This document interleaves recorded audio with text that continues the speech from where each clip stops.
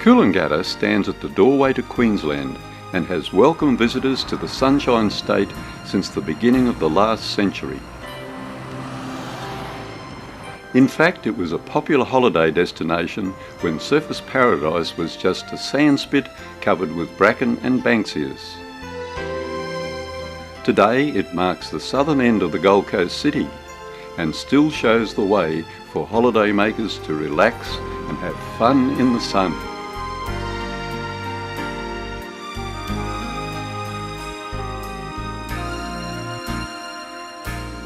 Captain Cook and his crew on the Endeavour were the first recorded Europeans to see the future site of Coolangatta back in May 1770. He named Point Danger, along with Mount Warning, the peaked mountain just to the west, to warn mariners of the dangerous reefs just off the coast. In the 1820s, the cedar cutters arrived in the area. Ships loading these logs had to negotiate the dangerous Tweed River Bar. Many met a watery grave when they ran aground on sandbanks and rocky headlands. One was the schooner Coolangatta, who broke her moorings during a wild storm in August 1846 and was blown ashore. Today, a monument stands near that spot just north of Cura Beach. What was left of the wreck was exposed again in heavy cyclonic weather in the 1970s. The site for the township at Point Danger was first surveyed in 1883. The surveyor considered that name unattractive and the town was named Coolangatta after the wreck. In the next year, the first hotel, the Commercial, was built in the little town. Burnt down and rebuilt as the Federal, it later became known as the Queensland. Modern apartments have replaced this historical building only in the last few years. Back in those early days, the only way to reach Coolangatta from Brisbane was by Cobb and Co coach through the tiny settlement at Southport, across the Nerang River on Myers Ferry, then south along the surf beaches in a lighter coach. They had to work the low tides and avoid quicksands at the mouth of Currumbin Creek before arriving at the border after a full day's run. Then in 1903, a train line from Brisbane to Coolangatta was completed so that farmers could get their products to the markets both in Brisbane and the Tweed. Suddenly, Brisbane holidaymakers found Coolangatta and its beautiful beaches. Patrick Fagan, you might say, was the first tourist promoter on the Gold Coast.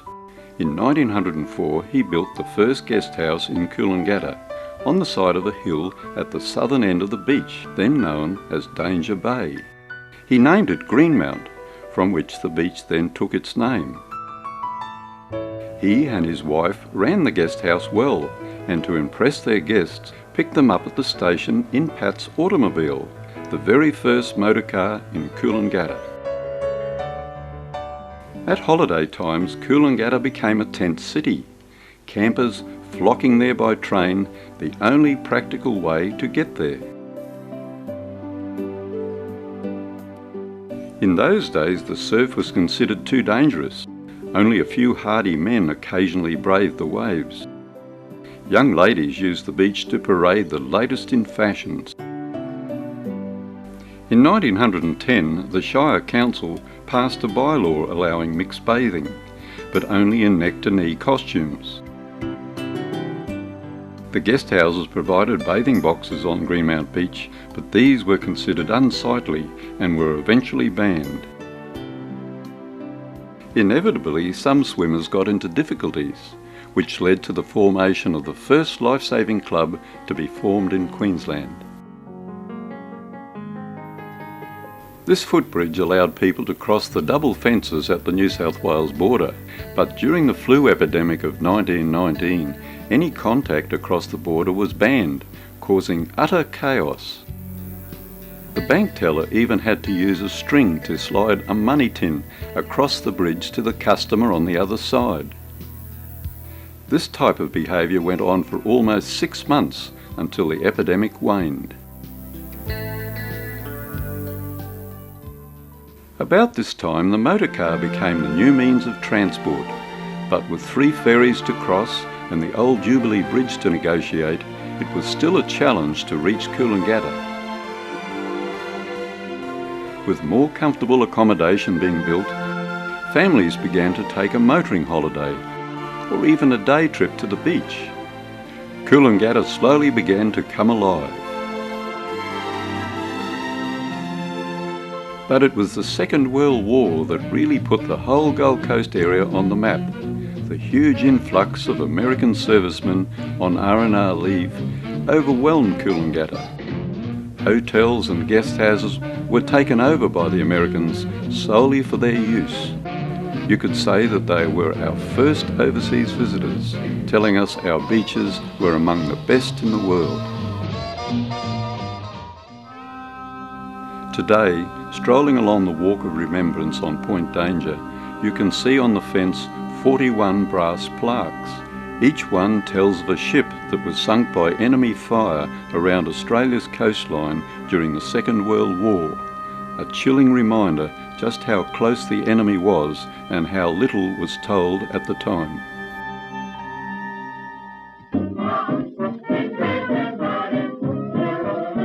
Life changed after the war. The holiday capital came of age. Young people, tired of the constraints of a war, flocked to Coolangatta for a carefree holiday. Guest houses like St Leonard's, Greenmount, Beach House and Stella Maris were the place to be, and with air travel becoming more popular, Coolangatta Airport for the first time welcomed tourists from all over Australia. Theatres were full every night. Dance halls were bouncing to the music of the 50s, while on the beaches, crowds from the guest houses joined in the beach entertainment and the new craze, the hokey pokey. This is Doug Roughton at Greenmount Beach, Coolangatta. All right, gang, it's hokey pokey time. Are you ready? Beat it out.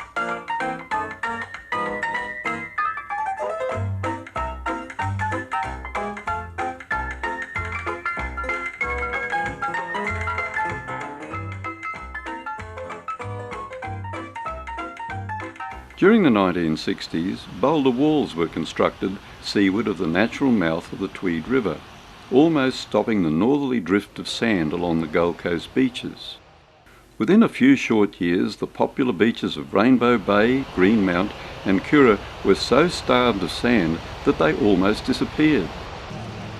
Cyclonic weather tore away the foreshore and completely wrecked the Kura Pavilion. In a double blow to Coolangatta, Surfers Paradise's sophistication and bright lights began to attract the holiday crowds looking for a change. Eventually, to save the beaches, and at a cost of millions of dollars, huge dredges were brought from overseas to pump the sand onto these eroded beaches.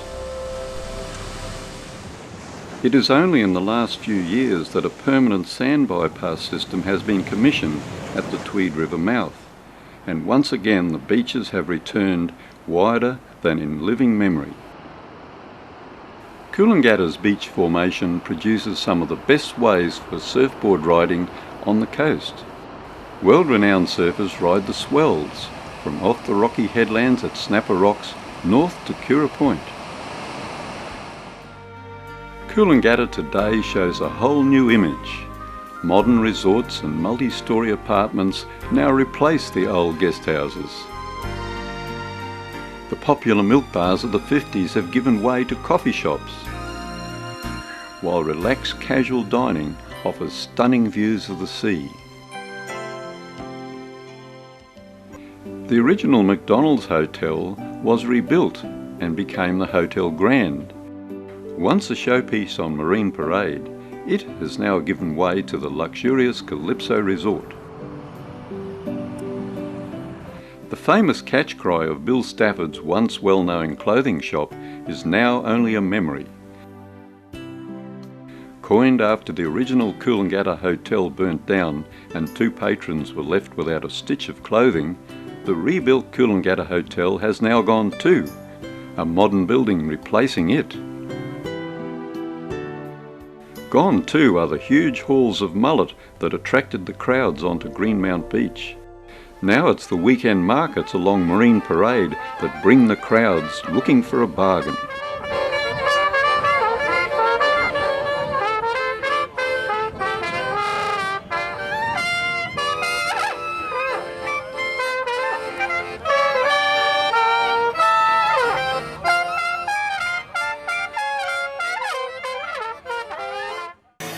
Winter Sun Festival is held during the first week of June each year.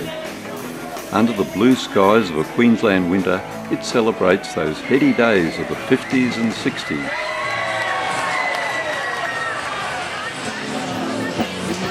Classic cars with music and dancing for all to enjoy and for some to remember.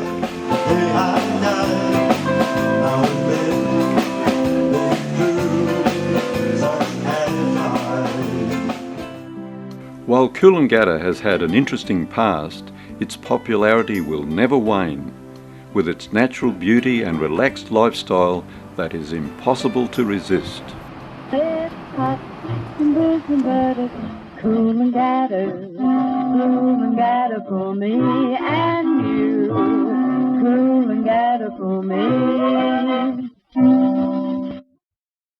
My name's Bill Stafford, and as a local historian, it's been my pleasure to be associated with the making of this video and to have provided many of the photographs and local history of the early days of Coolangatta. We're talking about the hokey pokey and the ivory rag, aren't we? We are. And it's a lot of fun, and we've got all the oldies here today. All the oldies from the 40s and the 50s. And it's nice to be involved in your film.